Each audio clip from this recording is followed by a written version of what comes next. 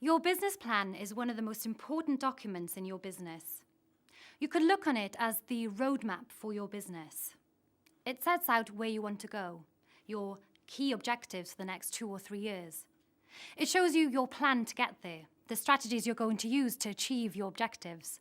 And it shows you where you are, so you can measure performance and make any adjustments necessary to achieve your goals. Your business plan isn't something you do and then put away in a drawer. It's a working document that you can refer to and make sure you're going in the right direction and following the right path. It's also a great way to give other people an overview of your business and to demonstrate how you're performing. That's why banks and investors ask for a business plan. In this video, I'm going to give you an idea of how you might put your business plan together and take you through each section. However, you ought to know that the plan is often not written in the same order as in the final document. For example, although the executive summary appears as the first section, it's usually written last when everything else is done. We'll come back to the executive summary at the end of the video. The first section we'll look at is the introduction and company overview. You need to include the basic details of your business name, address, website address if you have one, and your contact details. You should also give your legal status, whether you are operating as a sole trader, a partnership, or a limited company. In this section, you also need to explain what your business is about, what you want to achieve, and how you plan to measure your success. Make sure you describe the product or service you are offering and who you are selling it to. The key here is to keep your focus on the benefits your customers get from your product or service, rather than just the features of what it is or what it does. You also want to explain what it is that makes you different and what makes you stand out from your competitors. This is known as your USP, your unique selling proposition. There's much more detail about how to uncover your USP and identify the benefits of your product or service in the module about winning and keeping customers. The next section in your business plan is about markets and competitors.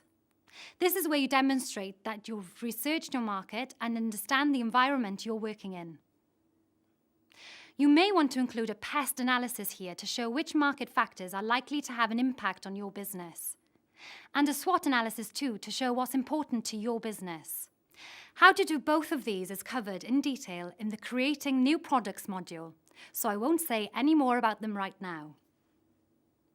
A significant part of this section is about identifying your target markets, showing who and where your customers are, and how you can satisfy their needs.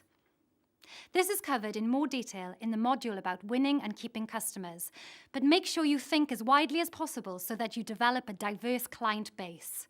You should also include a competitor analysis and explain how you plan to compete in this market.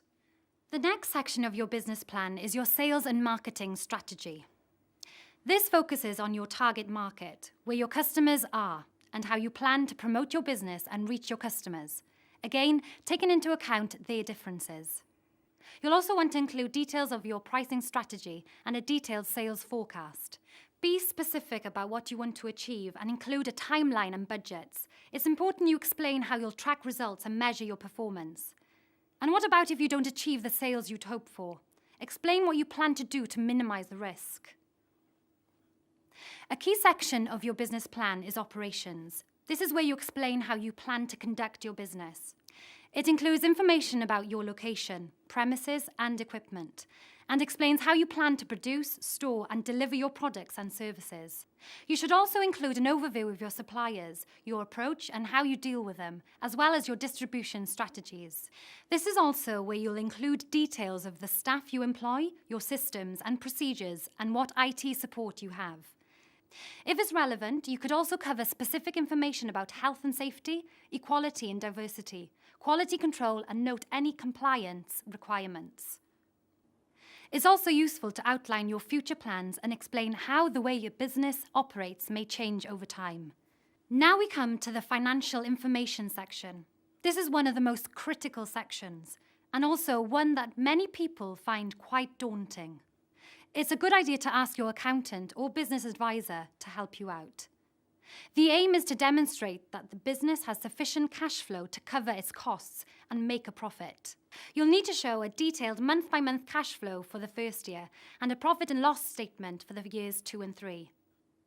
Make sure both your sales forecasts and predicted expenses are as realistic as possible. Again, it's helpful to include your contingency plans, that what-if situation, what if sales are higher than expected, how does that affect the figures, and what if sales are lower than expected, what happens then? The final section is an appendix. This is where you put all the documents and evidence to support your business plan.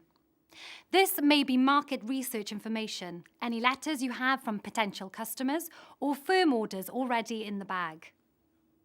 You could include references or examples of previous work, price lists, legal documents, policies and procedures, job and person specifications and CVs for key members of your team, and examples of promotional and marketing material. Make sure you cross-reference this information to the appropriate section. You don't want people to get confused, do you? So that's all the information. Now you're in a position to do the executive summary. Present it clearly, keep it brief and to the point. It should provide an overview of your business and cover the most important points of your business plan. Make sure you are positive. After all, you want to impress and persuade others. And it can be very useful to tailor this section to your audience. For example, if you are presenting the business plan to your bank to secure a loan, the executive summary should focus on how important that loan is to you and how it will help your business to succeed. Once you've finished your executive summary, your business plan is complete. Make sure you use it, keep it up to date, and have it available in a format that everyone in the business can access. After all, as the roadmap for your business, it really is a very useful tool.